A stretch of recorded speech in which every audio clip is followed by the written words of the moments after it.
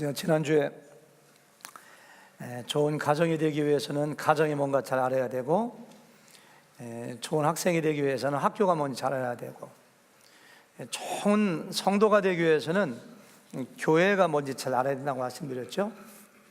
마찬가지입니다. 바른 예배자, 좋은 예배자가 되기 위해서는 예배가 무엇인가 알아야 돼요. 예배에 대한 개념이 잘못되면은 바른 예배, 하나님이 기뻐하시는 예배를 드릴 수가 없어요. 제가 본론에 들어가기 전에 우리말로는 예배라고 번역이 되었지만은 성경이 기록되어 있는 헬라어, 히브리어에서는 예배가 어떤 뜻인가 잠깐 서론적인 의미에서 말씀드리고 본론 들어가겠습니다. 오늘 우리가 읽었던 20절부터 24절까지 5절밖에 안 되는데 예배라는 말이 10번 나와요. 10번. 근데 이 예배가 헬라어로 전부 다가 프로스퀴네오라고 되어 있어요. 프로스퀴네오. 이 뜻이 본래가 뭐냐면은 누구누구의 손에 키스하다, 누구누구에게 절하다, 누구누구에게 경배하다, 누구누구에게 무릎 꿇다. 이 프로스라는 것이 누구누구를 향하여라는 전치사거든요. 그래서 그런 뜻을 가지고 있어요.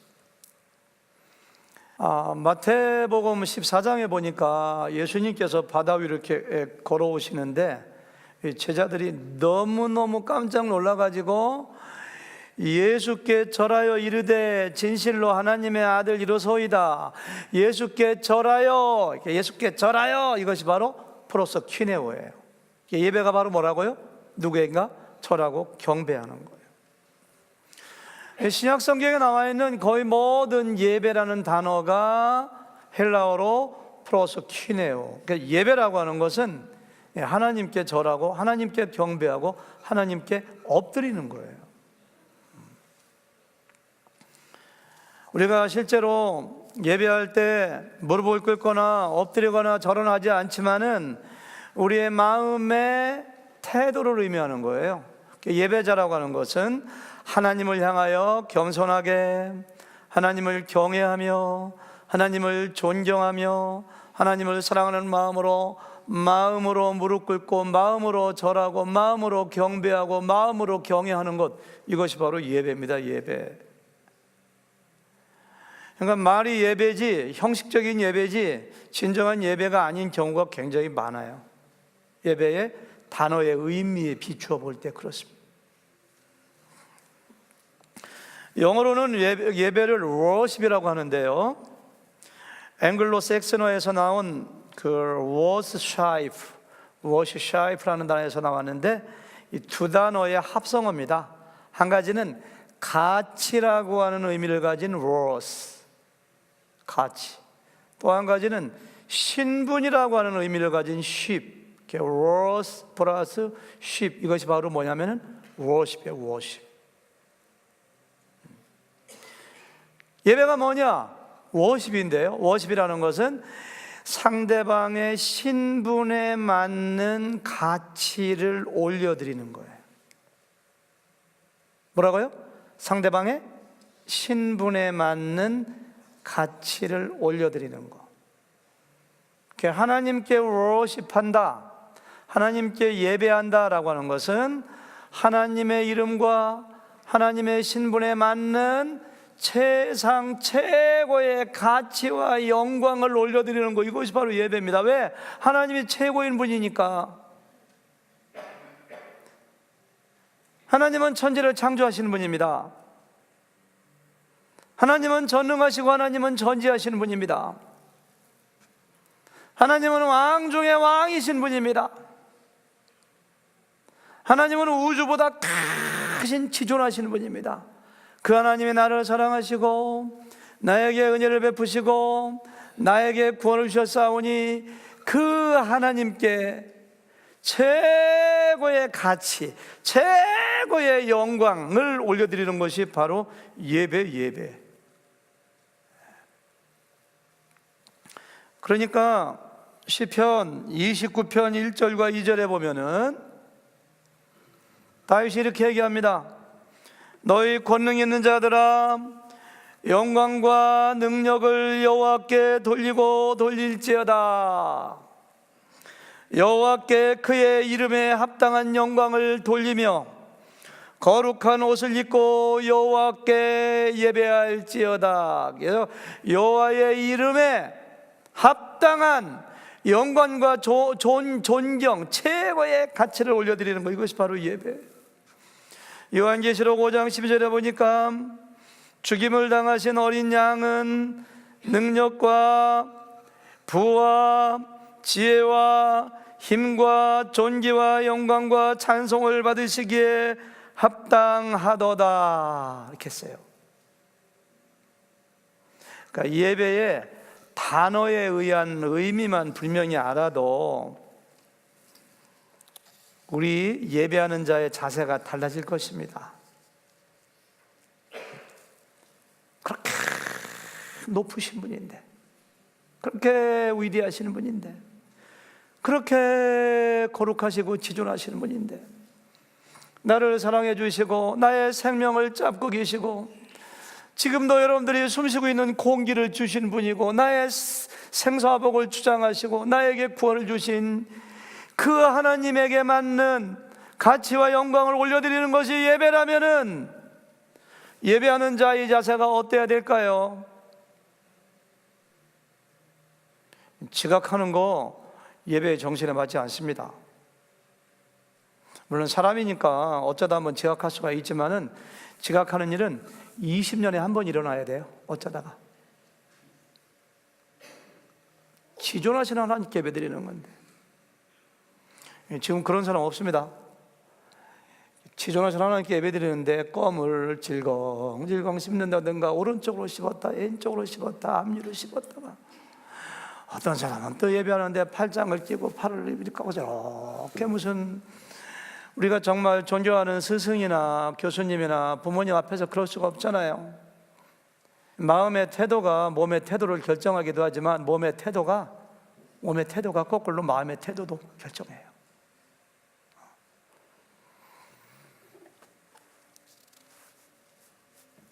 오늘 말씀을 통해서 예배가 무엇인가 제일 먼저 알 수 있는 것은 예수님께서 반복해서 강조하시는 것이 예배의 대상에 대해서 강조해요. 예배의 대상이 하나님이라는 거예요. 여러분, 우리가 말씀을 한번 싹 읽어보면 모르는데요, 반복해서 여러 번 연구하면서 읽어보면 예수님께서 의도적으로 우리의 예배의 대상이 하나님인 것을 강조하는 것을 금방 알 수가 있습니다. 20절에 보니까 사마리아 여인이 우리 조상들은 이 산에서 예배하였는데 유대인 당신들의 말은 예배할 곳이 예루살렘에 있다 하더이다. 예배에 대한 문제를 꺼내니까 예수님께서 21절에 대뜸 하시는 말씀이, 자, 뭐가 느껴지나 보세요. 21절, 너희가 아버지께 예배할 때가 이르리라. 아버지께라는 말은 넣을 필요가 없는 거예요. 사실은 너희가 예배할 때가 이르리라. 왜? 누구한테 예배하는지 알아요, 그 사람들은. 근데 일부러 너희가 아버지께 예배할 때가 이르리라. 23절 보니까요, 아버지께 참되게 예배하는 자들은, 아버지께라는 단어를 넣을 필요가 없는 것입니다. 예배하면 하나님께 예배하는 거예요. 그런데 예수님께서는 의도적으로 아버지께 참되게 예배하는 자들은 영과 진리로 예배할 때가 오나니 곧 이때라. 아버지께서는 누구에게?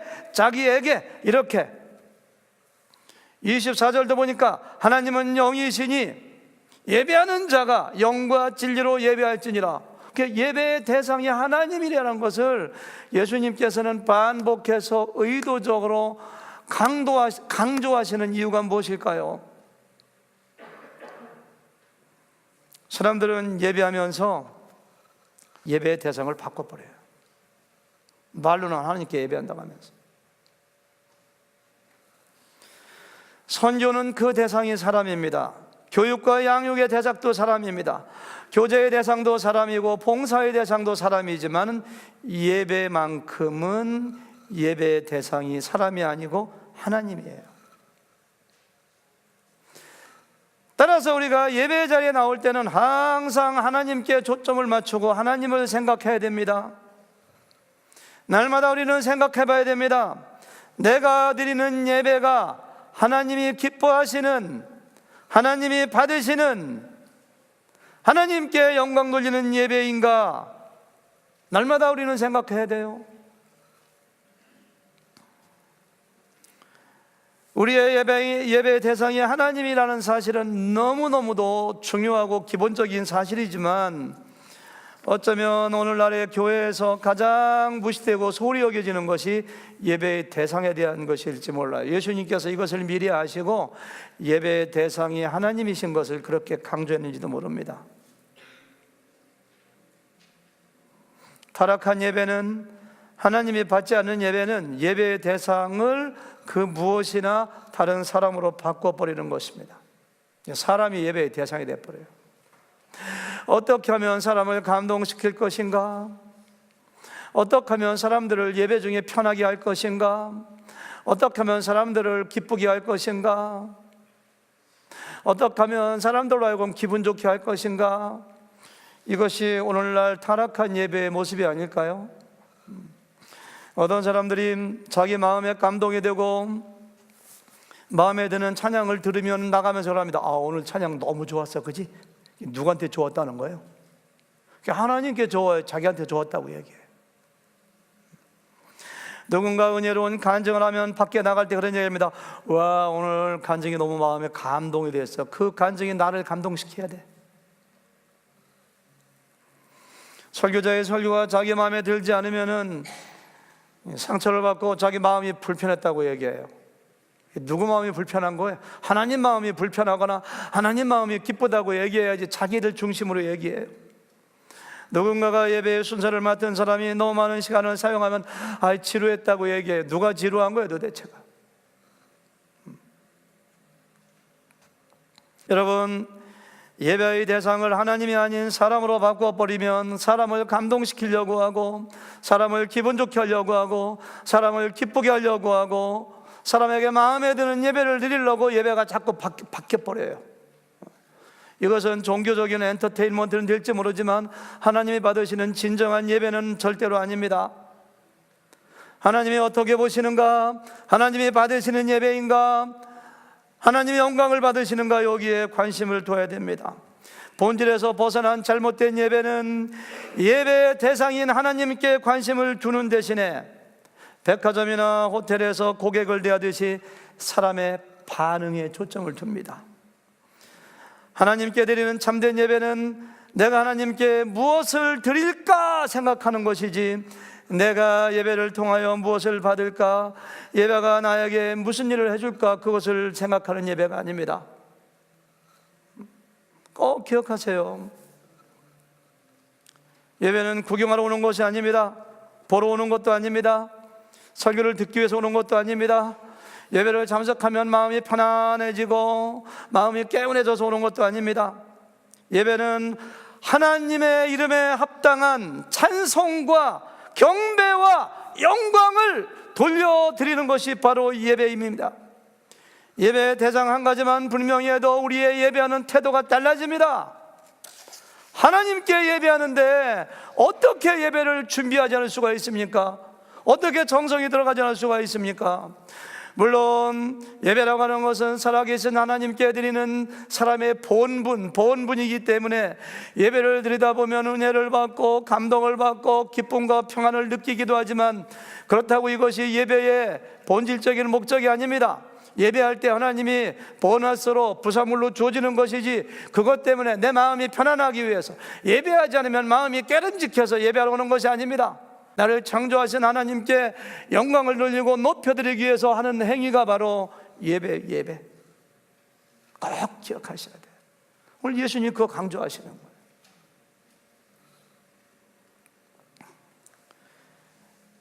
우리는 오늘 말씀에서 예배 이야기를 꺼내는 사마리아 여인에 대하여 관심이 갑니다. 도대체가 이 여인이 어떤 여자이길래 예수님께 예배에 대한 질문을 하고 논쟁을 벌이는가? 요한복음 4장 앞부분에 보니까 이 여인은 남편을 5명이나 두었던 사람입니다. 동시에 5명을 두지 않았을 것입니다. 이 남편 만났다가 마음에 안 들리니까 바꿔버리고 이 여인은 인생에 대하여 영혼의 갈증과 답답함을 느끼는 여자예요. 무엇인가를 추구하는 여자. 그러니까 예수님께서 그걸 하시고 그 여인을 하루 종일 예루살렘에서 향하여 찾아와서 말을 겁니다. 여인이여, 나에게 물 좀 주시오. 그 여자가 다시 물어봅니다. 당신은 유대인 남자로서 어찌하여 사마리아 당신들이 짐승 취급하는 여자 사마리아 사람인 나에게 물을 달라 하나이까? 예수님께서 만일 내가 누구인 줄 알았더라면 내가 나에게 구하였을 것이요 내가 너에게 생수를 주었으리라. 내가 너에게 주는 생수를 마시면 영원히 목마르지 않고 영원토록 솟아나는 생수가 되리라. 내가 남편이 5명이 있는데 지금 사는 남편도 내 남편이 아니다. 그러니까 이 여자가 예수님이 하나님의 아들이요 그리스도시요 메시아인 것을 정확하게 인식한 것은 아니지만 적어도 예수님이 보통뿐이 아니고 자기의 영혼의 갈증을 채워주기 위하여 하나님이 보내신 선지자 정도로 생각해서 제일 먼저 예배의 이야기를 꺼내요.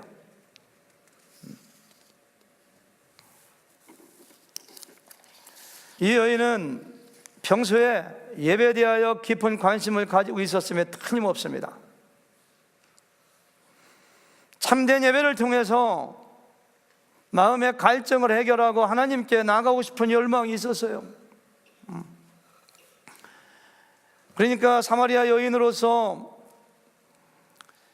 스룹바벨이 포로에서 돌아왔을 때 예루살렘에 성전을 지을 때 사마리아 사람들이 우리도 성전을 함께 짓겠다고 했을 때 거절당했잖아요. 사마리아 사람들이 우리도 예배하기 위해서 성전을 짓자 해서 예루살렘이 아닌 그리심산에 성전을 지었는데 200년 동안 사마리아 사람들은 그리심산에서 예배하고 예루살렘 사람들은 유다에 있는 예루살렘에 있는 성전에서 예배하다가 나중에 헬라 사람들에 의하여 그리심산의 성전이 파괴되었고 나서도 역시 그리심산에서 계속 하나님께 기도하고 예배하던 사마리아 사람들이, 이 사마리아 여인은 어쩌면 성경을 좀 알았던 것 같아요. 성경에서는 하나님께 예배할 때는 반드시 예루살렘의 성전에서 예배해야 된다고 알았어요. 그러니까 묻는 거예요.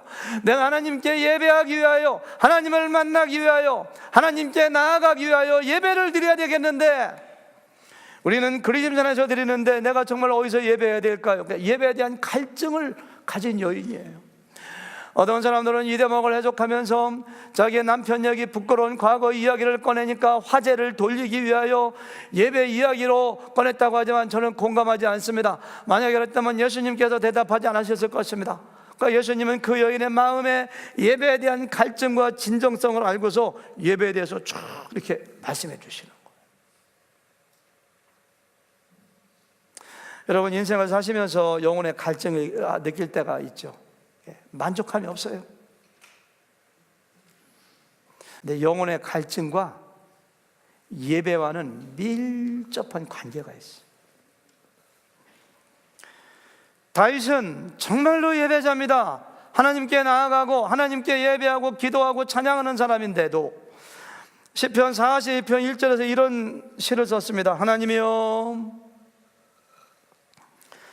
사슴이 시냇물을 찾기에 갈급함같이 내 영혼이 주를 찾기에 갈급하나이다. 물이 없어 갈증을 느끼는 사슴의 갈급함이 다윗이 느끼는 영혼의 갈급함이에요. 내 영혼이 하나님 곧 살아계신 하나님을 갈망하나니 내가 어느 때에 나가서 하나님의 얼굴을 배울까. 다윗이 무슨 사정이 있었는지 모르지만 하나님께 제대로 나가서 예배를 드리지 못했어요. 성전 예배를 드린 적이 없어요. 너무너무 가슴이 답답해요. 갈증이 있어요. 물을 먹지 못하고 막 갈증이 올라오는 거. 그러니까 이런 시를 쓴 겁니다. 여러분 기억하세요. 하나님께서 사람을 창조하실 때 하나님을 예배하며 섬기는 존재로 하나님의 형상을 따라 하나님의 모양을 따라 창조했습니다. 사람이 누구인가요? 하나님께 예배하는 존재로 하나님께서 창조했습니다.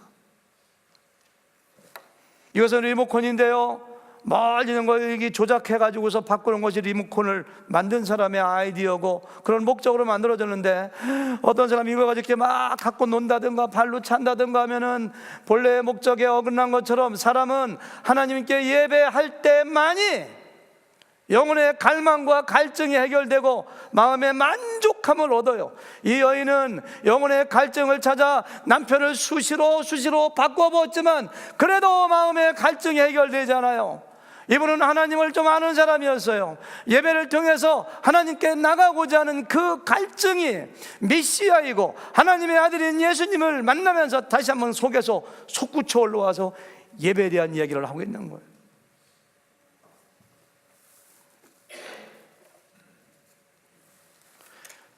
여러분, 세상 사람들 보세요. 사람은요, 무엇인가는 예배하며 섬기며 살아요. 우리 이사야서 43장 7절 보니까 내가 내 영광을 위하여 창조한 자를 오게 하라. 그를 내가 지었고 그를 내가 만들었느니라. 21절 보니까 이 백성은 내가 나를 위하여 지었나니 나를 찬송하게 하려 함이니라. 하나님께서 하나님을 예배하고 찬송하도록 아담과 하와를 지으시고 사람을 만드셨는데 선악과를 떠먹고 죄가 들어오고 하나님을 떠나고 배반하면서 하나님을 예배하는 기능이 상실되었지만 전도서 말씀처럼 영원을 사모하는 마음, 영원은 하나님입니다. 세상에서 영원한 분은 하나님밖에 없어요. 하나님을 사모하는 마음을 주셨기 때문에 누군가를 예배하고 누군가를 섬겨야 되는 존재가 사람입니다. 뭐 우상을 섬기건 무슨 미신을 섬기건 물질을 섬기건, 어떤 사람은 물질이 우상되어 가지고 자기가 말로는 그렇게 하지 않습니다. 그런데 생각하고 행동하는 거 보면 물질을 예배하고 물질을 따라갑니다. 물질을 위해서 죽기도 합니다. 쾌락을 위해서, 아니면은 성공을 위해서, 아니면 권력을 위해서, 아니면 누군가의 사람을 위해서 그 사람을 직접 절하고 예배하지 않지만 그 사람의 마음은 그를 향해 있는데, 그런 거 가지고 사람의 마음의 영혼의 갈증이 해결되는 것이 아니에요. 왜? 예배하도록, 누구를? 하나님을 예배하도록 창조된 존재가 인간이기 때문에 하나님을 예배하기 전까지는 마음의 갈증의 문제가 해소가 안 돼요. 지금 이 여인은 하나님의 아들 예수님을 만나고 그래서 예배에 대한 마음의 소원이 막 일어나는 모습. 솔로몬 같은 사람 생각해 보세요.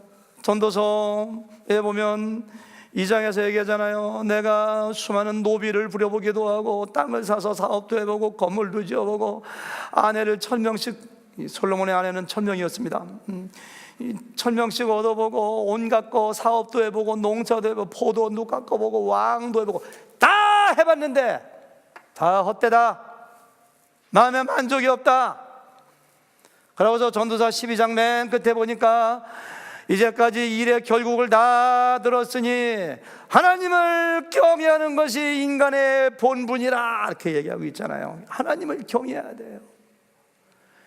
여러분, 솔로몬 같은 사람이 그러니까 전도서 5장 10절에서 은을 사랑하는 자는 은으로 만족하지 못하고 풍요로움을 사랑하는 자는 소득으로 만족하지 아니하나니 이것도 헛되도다, 이렇게 얘기해요. 여러분들 생각해 보세요.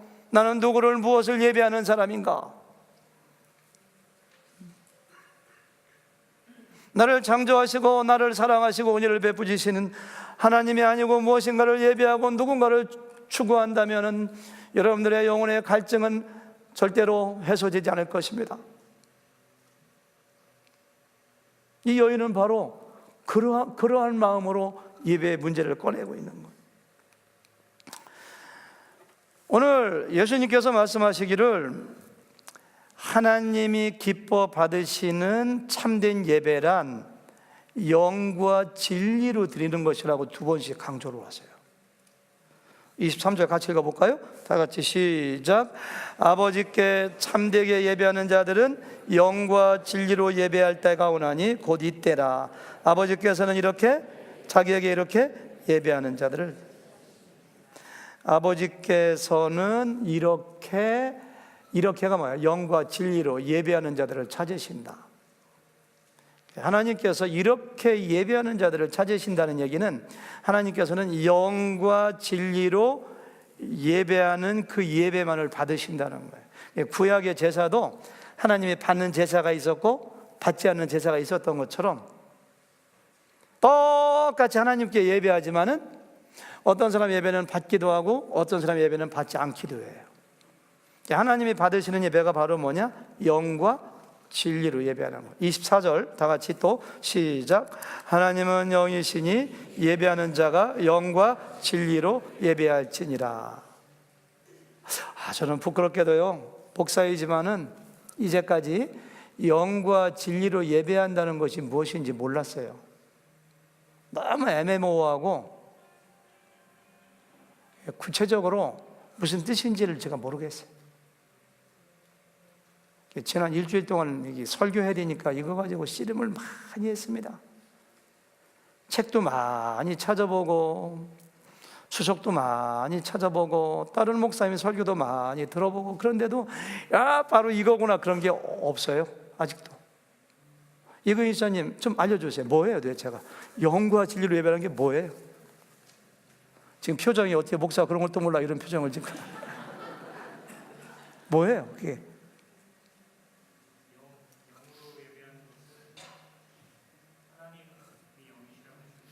응.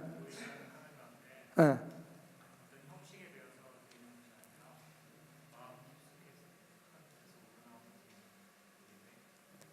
설령 알아도 대답하면 안 되죠. 제 입장이 어떻게 되겠어요?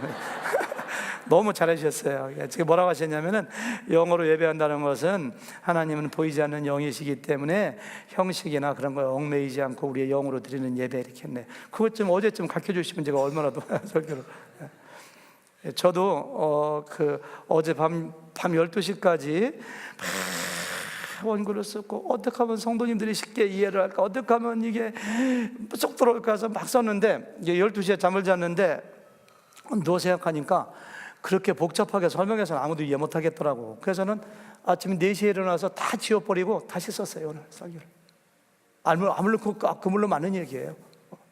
김성희 씨님은 그거 아닌 것처럼 표정을 짓고 계시네. 어떻게 생각하세요? 영과 진리로 드리는 예배가 뭐예요? 네? 네? 예, 몸과 마음과 목성을 받아. 너무 감사합니다. 그러면요, 맞습니다. 제가 더 끝에다 얘기할 거예요. 이 두 분 말씀하시면 다 아마 생각이 있으실 텐데요. 근데 한 가지 분명한 것은, 예수님이 이 말씀을 하실 때 그때까지 드렸던 예배와는 전혀 다른 종류의 예배를 의미하는 것인 만큼은 틀림없어요. 그렇죠? 영과 진리로 예배할 때가 오나니 곧 이때라. 그러니까 이제까지 드렸던 예배는 영과 진리로 드리는 예배가 아니에요. 맞죠? 대답도 안 하시네. 맞죠? 근데 그때까지 드렸던 예배가 무엇냐라고 하니까 구약시대의 제사입니다. 소나 양이나 염소나 비둘기 같은 짐승을 희생제물로 잡아가지고 피를 뿌려서 번제로, 소제로, 화목제로, 속죄제로, 속건제로 하나님을 만나기 위하여 하나님께 나가는 행위, 그 제사, 그것은 예수님께서 보시기에 영과 진리로 드리는 예배가 아니라면, 영과 진리로 드리는 예배는 예수님을 통하여 하나님께 나아가는 예배를 이야기하는 것입니다. 예수님은 십자가에서 영원한 희생 제물로 단번에 죽으셨기 때문에 예수님의 이름으로 나가는 사람들은 더 이상 소나 양이나 비둘기 같은 희생 제물이 필요가 없습니다. 여러분 가운데, 저 가운데 지금 양이나 소나 비둘기 가지고 나온 사람 없잖아요. 구약시대는 반드시 희생 제물이 있어야 됐고 제사장이 없으면 예배하지 못합니다. 그러나 예수님은 우리의 영원한 대제사장이 되어주시고, 예수 믿고 구원받은 나도 왕같은 제사장이 되었기 때문에 누군가의 도움을 필요로 하지 않습니다. 내가 직접 제사장 되어서 내가 직접 예배의 자리에 하나님께 나가는 것이 바로 영과 진리로 예배하는 것입니다. 구약시대에는 예루살렘의 성전이 아니면 다른 곳에서 예배하는 것은 무효입니다. 의미가 없습니다. 그런 예배는 하나님이 받지 않으셨습니다. 그러나 예수님께서 46년 된 성전을 헐어버리라고, 내가 사흘 만에 다시 짓겠다고 하는 것은 부활을 의미하는 동시에 구약의 제사 제도를 폐해버리고 예수님을 통하여 하나님께 직접 나가는 예배를 창설하시고 길을 만들겠다는 의미이기 때문에 장소나 말씀하신 대로 형식이 필요가 없어요. 형식에 얽매이는 그런 예배가 아닙니다. 따라서 영과 진리로 예배드리는 것은 무엇이냐? 예수님의 십자가의 죽으심과 부활을 믿으며 나의 구주와 주님으로 영접한 사람들이 예수님의 이름으로 제물 없이, 제사장 없이, 장소와 형식에 구애받지 않고 직접 나가는 예배, 이 예배가 바로 영과 진리로 드리는 예배. 좀 이해가 되시죠? 예수님을 통한 예배입니다. 예수님을 통한 예배. 그러니까 사마리아 여인이 20절에서 우리 조상들은 이 산에서 예배하였는데 당신들의 말은 예배할 곳이 예루살렘. 그러니까 이 여인은 구약의 영과 진리의 예배가 아닌 구약의 제사에 얽매여 있는 거예요. 선생님, 예수님 내가 어디서 예배드려야지만 하나님 받으실까? 그러니까 예수님께서 금방 말씀하신 21절 다 같이 시작. 예수께서 이르시되 여자여 내 말을 믿으라. 이 산에서도 말고 예루살렘에서도 말고 너희가 아버지께 예배할 때가 이르리라. 여러분, 이 말씀 대단한 말씀입니다. 이게 지금 번역이 잘못됐는데요, 여자여 내 말을 믿으라가 아니라 원어에 보면은 believe me, 영어 성경도 다른 모든 성경도 believe me, 나를 믿어. 나를 내가 예배의 대상이야. 내가 하나님의 아들이요, 내가 구원자고, 내가 너희 주냐. 나를 예배의 대상으로 나를 믿어. 그러면은 너희가 이 산에서도 말고 예루살렘도 말고 영과 진리로 예배할 때가 오는데 그게 오고 있어. 영어로 보니까 뭐라고 되어 있느냐면은 A time is coming. A time, 그때가 지금 is coming, 오고 있어요 지금. When you will worship the Father. 네가 아버지께 예배할 그 a time, 그때가 is coming, 오고 있어. 언제냐? 예수님이 십자가에서 부활하시고 구속의 사역을 이룬 다음에는 더 이상 양이나 소나 성전에 가서 드리거나 제사장 필요 없는 영과 진리로 예배할 때가 오고 있다는 거예요. 나를 믿으면은 너희가 그런 예배를 드릴 수가 있다는 거예요. 따라서 영과 진리로 예배드린다는 것은 제가 세 가지 의미로 적용점을 찾아봤습니다. 첫 번째는 예수님을 믿는 믿음으로, 예수님의 이름으로 나가야 됩니다. 구약시대에 재물이 없으면 그 예배는 하나님께 연락이 안 됩니다. 반드시 아무리 가난해도 비둘기 새끼 한 마리라도 가지고 나가야 돼. 아까 얘기했지만 제사장이 아파서 못 나왔다 그러면 다음에 가서 제사 드려야 돼요. 예루살렘 성전이 아니면 예배 의미가 없어요. 그러니까 100리고 200리고 제사 드리기 위해서 성전까지 오죽하면 이디오피아 내시가 아프리카에서 예루살렘까지 예배 드리러 왔을까요?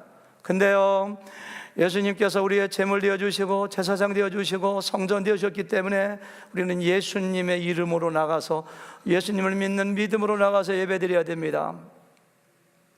예수님 없이 예배하는 것은 제물 없이, 제사장 없이, 성전이 아닌 곳에서 예배하는 것과 똑같아요. 교회는 누구나 올 수가 있습니다. 예배 자리에 누구나 앉을 수 있습니다. 그러나 하나님이 받으시는 제사 예배는 여러분들이 예수님을 나의 개인적인 구주와 주님으로 하나님의 아들로 믿고 영접하고 십자가의 죽음과 부활을 믿는 사람만이, 그 사람만이 드리는 예배를 하나님이 받으신다는 걸 여기서 의미하시는 거예요. 예수님을 통해서 나가는 거예요. 이게 영과 진리로 드리는 예배입니다. 두 번째, 참된 예배는 우리의 예배의 대상인 하나님이 누구신지 바르게 아는 진리에 근거해야 돼요. 그러니까 영과 진리, 푸뉴마 앤 알레데이아, 헬라어로 알레데이아, 진리거든요. 진리. 사마리아 사람들은 하나님 말씀에 근거하지 않고 자기들 마음대로 예배하다 보니까 우상과 혼합된 예배드렸고요, 예배하는 대상인 하나님이 누군지 몰랐고요, 습관에 따라서 형식으로 예배드려요. 그러니까 예수님께서 너희는 알지 못하는 것을 예배하고 우리는 아는 것을 예배하노니 이는 구원이 유대인에게서 납니다. 자막 띄워주셔야죠. 22절 말씀. 너희는 알지 못하는 것을 예배하고 우리는 아는 것을 예배하고, 구원이 유대인에게서 난다는 것은 바로 예수님을 말씀하시는 거예요. 나에게서 구원이 나오기 때문에 나를 통하여 하나님을 알지 못하고는 너희가 바른 예배를 드릴 수가 없다. 하나님이 얼마나 크신 분인가, 얼마나 위대하신 분인가, 개인적으로 나에게 행하신 일이 무엇인가, 하나님이 나에게 개인적으로 어떤 의미가 있는가, 하나님에 대한 지식과 진리를 알면 알수록 하나님이 기뻐하시는 예배를 드릴 수가 있어요. 그러니까 예배 시간 가운데 설교 시간이 가장 많은 비중을 차지하는 이유가 뭐냐? 하나님이 누구신가를, 하나님이 행하신 일이 어떤 일인가를, 하나님의 성품이 어떤가를, 더 나아가서 삼위일체 하나님 예수님이 누구신가를, 성령 하나님이 누구이신가를 알아야지만 바른 예배를 드릴 수가 있기 때문에 우리가 이 설교 시간을 길게 잡는 거예요. 그러니까 가장 위대하고 좋은 설교는 뭐냐? 유창하게 하는 설교가 좋은 설교도 아니고 재밌게 웃기면 설교가 좋은 것도 아니고, 우리 교회 성도님들 잘 압니다. 설교는 성경에 근거하여 하는 것이 아니라 성경을 설교해야 돼요. 얼마나 많은 설교가 성경에 근거하여 자기 생각과 자기 주장을 하는지 몰라요. 그건 하나님을 설교하는 것이 아닙니다. 하나님이 누구신가? 성경 자체를. 그러니까 그것이 바로 영과 진리로 드리는 그런 예배예요. 마지막 세 번째로, 영과 진리에 대한 예배는 마음을, 우리 김성원 시장님 말씀하신 것처럼 마음을 다하고 목숨을 다하고 뜻을 다해서 진정성을 가지고 드리는 예배입니다. 어디 나와 있습니까? 24절 보니까 하나님은 영이시니, 하나님은 영이에요. 영과 진리로 예배해야 될 이유가 있는데, 그 이유가 뭐예요? 하나님은 영이시기 때문에. 하나님은 사르크스, 플래시, 육체가 아니라 하나님은 영으로 존재하시기 때문에, 하나님은 영으로 존재하시기에 장소의 제한을 받지 않습니다. 형식의 제한을 받지 않습니다. 하나님은 영으로 우리 안에도 거하십니다. 하나님 우리 속마음도 다 아십니다. 따라서 우리의 예수님 믿고 소생받아 영원한 생명을 가진 우리의 영으로 하나님께 예배드리기 위해서는 진정성을 가지고 형식적으로 겉으로 드리는 것이 아니라 마음을 다하여, 중심을 다하여, 뜻을 다하여 예배하는 것이 영과 진리로 예배드려요. 몸만 와 있다고 예배드리는 게 아니에요.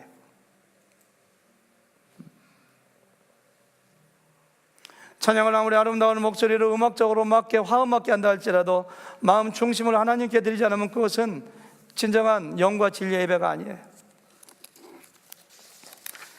심지어 영과 진리로 예배하지 못했던 구약시대의 제사도 마음이 없는, 정성이 없는, 마음의 중심으로 드리지 않는 예배에 대해서 하나님은 진노하시고 크게 상처받으셨어요. 말라기서 1장 6절 보니까 하나님이 말라기 선지자를 통해서 이런 말씀하십니다. 내 이름을 멸시하는 제사장들아, 나 만군의 여호와가 너희에게 이르기를, 아들은 그 아버지를, 종은 그 주인을 공경하나니 내가 아버지일진데 나를 공경함이 어디 있느냐? 내가 주인일진데 나를 두려워함이 어디 있느냐? 하나 너희는 이르기를 우리가 어떻게 주의 이름을 멸시하였나이까 하는도다. 7절 보니까 너희가 더러운 떡을 나의 제단에 드리고도 말하기를, 이렇게 해요. 8절 보니까 너희가 눈먼 희생 제물을 바치는 것이 어찌 악하지 아니하며 저는 것 병든 것을 드리는 것이 어찌 악하지 아니하냐. 이제 그것을 너희 총독에게 드려보라. 그가 너희를 기뻐하겠으며 너를 받아주겠느냐. 너희가 하나님께 제사 지낼 때 눈먼 거, 저는 거, 더러운 제물, 떡을 하나님께 드리고도 너희가 나를 멸시하지 않는다고 얘기하느냐. 그걸 너희가 너희 이 버스에게, 총독에게 드려봐라. 하나님이 얼마나 분노하시는지 말라기 2장 3절을 보니까 보라, 내가 너희 자손을 꾸짖을 것이요 똥, 곧 너의 절기의 희생의 똥을 너희 얼굴에 바를 것이라. 얼마나 멸시당하는, 지존하신 하나님을 예배하는 자세가 잘못된 구약의 제사장들을 향하여 너희가 제물로 드리기 위하여 잡은 짐승의 똥을 얼굴에 그냥 쳐바르겠다. 여기 첫자는 안 나오나요? 그냥 바르겠다고. 하물며 영과 진리로 예배드리는 저 여러분들의 마음이 어때야 될까요? 정말 경외하는 마음으로. 아들이 아버지 섬기는 것만도 못해 예배하는 게 보면은, 이렇게 예배식만 오면 자기 시작해. 정말로 지존하신 하나님께 예배하면 어떻게 예배를 들쭉날쭉해. 하루 한 주 나왔다가 그 다음 주 안 나왔다가, 조금만 말 있어도 예배 우선순위는 5번째, 10번째야. 돈 200불만 생겨도 예배는 그냥 캔슬해버려. 감기 기운만 있어도 캔슬해버려. 하나님이 이런 말씀 하시지 않을까요? 너희가 아들이 아버지를 섬기고 종이 주인 섬기는데 내가 아버지고 내가 너희 주인일진데 너희 이렇게 멸시해서 되겠느냐. 이사야서 1장에 보면은 11절부터 현대인 성경 읽어보면 너희 수많은 재물이 나에게 무슨 소용이 있느냐. 하나님은 재물 바치라고, 재물 가지고 예배드리라. 근데 너희 재물 소용없어. 나는 너희가 수양이나 짐승의 기름으로 드리는 재물에 이제 실증이 났다. 하나님이 마음이 자꾸 변하시는 분인가요? 그게 아니에요. 나는 수송아지나 어린 양이나 수양의 피를 기뻐하지 않는다. 누가 너희에게 그런 것을 가져오라고 하였느냐? 너희는 내 마당만 밟을 뿐이라. 너희는 무가치한 재물을 더 이상 가져오지 말아라. 너희가 분양하는 것도 나는 싫어졌다. 너희가 초하루와 안식일과 그 밖에 명절을 지키고 종교적인 모임을 가지면서도 왜 싫어졌느냐? 그 이유가 뭐예요? 맨 끝에 뭐예요? 악을 행하는 것을 내가 참아 볼 수 없구나. 예배를 통해서 하나님을 만나고 하나님을 높여드리면 예배의 정신으로 직장에 가서 가정에 가서 사업할 때 하나님의 성품을 가지고 살아야지. 너희가 이렇게 재물만 드리고 너희가 절기를 지키면서도 그렇게 악을 행하고 거짓말하고 손에 피를 묻히고 사기치고 하는데 그런 거에 실증이 났다. 너희의 가증스러운 거에 내가 더 이상 냄새도 맡기 싫다. 성전문을 걸어 잠그라고. 그 다음에 보면 다시는 재물 가지고 오지 말도록. 따라서 진정한 예배는 우리의 삶으로 드리는 예배입니다. 그래서 사도 바울은 로마서 1장부터 11장까지 복음이 무엇인가, 어떻게 구원받는가를 기록한 다음에 12장 1절 첫 번째는 얘기합니다. 그러므로 형제들아, 내가 하나님의 모든 자비하심으로 너희를 권하노니 너희 몸을 하나님이 기뻐하시는 거룩한 산 제물로 드리라. 이는 곧 너희가 드릴 뭐라고요? 영적 예배, 영과 진리로 그러니까 영과 진리로 드리는 예배는 이와 같이 우리의 삶 가운데서 예배의 정신이 나타나야 돼요. 제 아내가 한국 갔더니만은 몸이 좀 안 좋아서 병원 갔더니만은 어째 보험이 없어요 그러더래요. 그래서 미국에서 왔습니다 하니까 그러면 여동생도 없고 언니도 없어요. 그 보험 가져오세요. 보험 없으면 돈이 많이 나오니까. 제 처제의 보험증을 가져가서 하면은 돈이 조금 나오겠죠. 근데 너무 이해가 안 돼서 제 보험증이 아닌데 어떻게 사용합니까? 다 그렇게 해요. 집에 와서 가져오세요. 아닙니다. 제 걸로 하겠습니다. 나중에 치료받았더니만은 5만 원 나오더래요. 5만 원이면 얼마인가? 50불 나오더래요. 그래서 이걸 가지고 그렇게 하나 그런 생각했다고 하더라고요. 우리 일상생활에서 예배의 정신으로 살면은 얼마나, 우리 지난 특별새벽 기도 기간에 안철원 목사님이 의에 대해서 말씀하실 때 쭉 하셨는데 얼마나 정의롭게 공의롭게 하나님 성품대로 이것이 바로 예배라. 예배. 여러분, 예배는 하나님이 우리를 창조하신 목적이요 구원하신 이유이기도 합니다. 선교의 목적도 예배입니다. 전도의 목적도 예배입니다.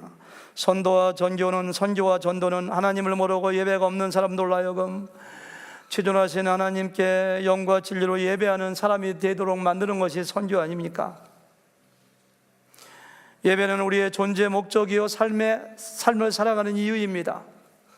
따라서 다른 거에 아무리 성공해도 예배에 실패하면 그 사람의 인생은 실패한 것입니다.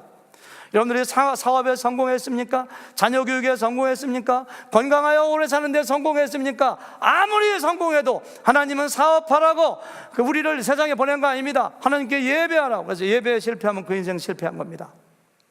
바꿔 얘기하면은 다른 일에 사업이라든가 자녀이라든가 뭔가 가정에 뭔가 좀 실패했다 할지라도 예배에 정말 성공하면 하나님께서는 그 사람을 성공한 인생으로 보십니다. 이 시간 다짐했으면 좋겠어요. 나는 하나님이 찾으시는 예배자가 되겠습니다.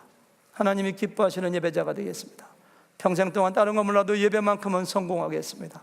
영과 진리로 예수님의 이름으로 나가서 진정한 마음을 가지고 예배하겠습니다. 이렇게 다짐할 때 우리의 인생이 복된 삶이 될 줄로 믿습니다.